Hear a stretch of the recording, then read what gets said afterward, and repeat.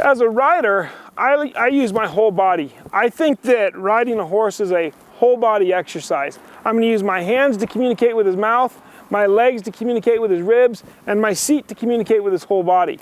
Remember, your horse can feel a fly land anywhere on his body. He wiggles 1 square inch of skin and that fly goes away. Now, I'm not going to tell you how much I weigh, but it's a few 100,000 flies. All I've got to do is get one of them through the saddle pad, and into his back for it to become a cue. Think about that when you're riding. We frequently start with our cues really heavy. Like we want to be emphatic. We want this horse to feel it. Don't do that. Think about the fly. How small can you make this cue? My legs have 3 basic positions. First position, up here by the front cinch, not in front of it. You're not reaching for the shoulder, just right up here with your toe turned out by the front cinch. Second position, in the middle, right underneath of you. Third position, back by the back cinch. Shoulders, ribs, hips. First, second, third, shoulders, ribs, hips, okay? It's the same on both sides. Now, inside of those positions, you could put hundreds of buttons, but that's your 3 basics. So let me give you an example. When I pick up on Danny's reins here, I shouldn't have to use my hands to start with. I should be able to take my leg to first position and just move the shoulders, right? Right there, we're just gonna come around just off of my leg. Now, if I wanted to tighten that turn up, then I would use my hands. By picking up on my hands and saying, Danny, let's not walk forward, let's just soften your face and step around here. It's a much tighter turn when I use my hands. But the communication still happened exactly the same without my hands. So how do you use your seat? Where does your seat come into play? Well, your seat, Danny's not quite to your seat yet, although he's not far away. Your seat would look like this. I would take my left hip and I want to go to the right. I would take my left hip and I would concentrate on weighting that hip and asking the horse to move this way. Well, Danny's not 100% sure that he knows what I'm asking, so I just put my leg on him and around we go. So my eyes become really critical to what I'm doing. I want to look where I'm going and take my horse there. I want to look to my left. Why are my eyes critical? Sit in your chair right now while you're watching this and look to your left. What happens? You automatically twist your pelvis. You can't, yes you can. You can focus on sitting still and take your eyes, of course you can, but don't do that. Relax and just take your eyes to the left. What happens is you rotate your pelvis. That's the fly.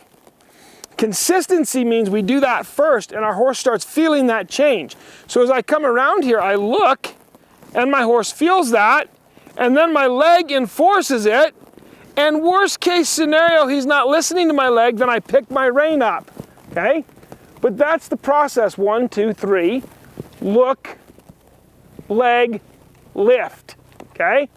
Look, leg, lift. That's how you reinforce each cue. Look, leg, lift. Look, leg, there we go. Much sharper, doesn't need me to lift, okay?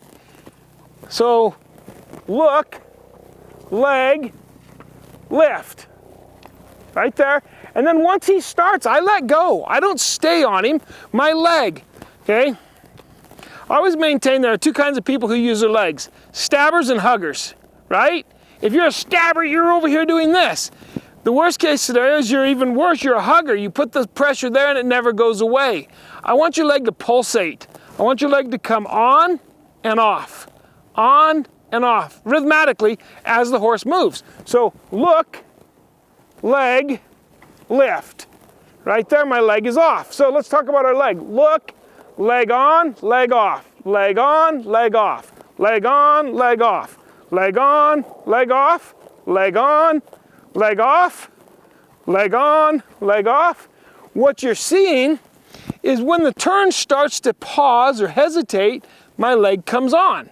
As Danny picks it up and steps over, my leg comes off. And if he wants to take 3 steps in a row, my leg can stay off. I don't have to keep holding him there. So think about this. How do we desensitize a horse, right?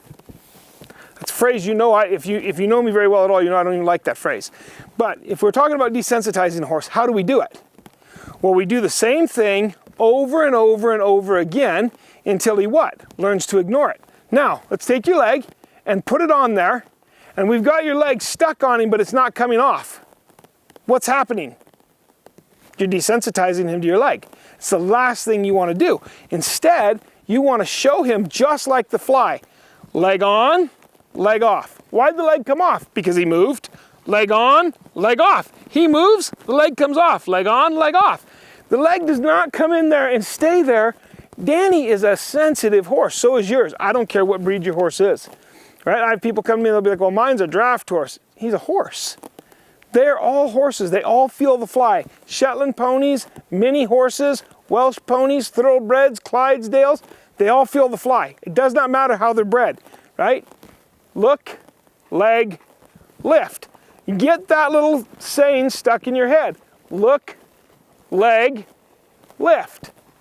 Look, no leg required. Look, leg, lift. Look, leg, look, no leg required. So what happens when you start focusing on it is your horse gets better and better, lighter and softer, and all of a sudden your feeling changes. Now, was this exciting? Big fast turns, hard sliding stops? No. This is what we call fundamentals. This is understanding how your hands, seat, and legs and your eyes, all of it works together to make a better, well-balanced, finished, quiet, polite riding horse.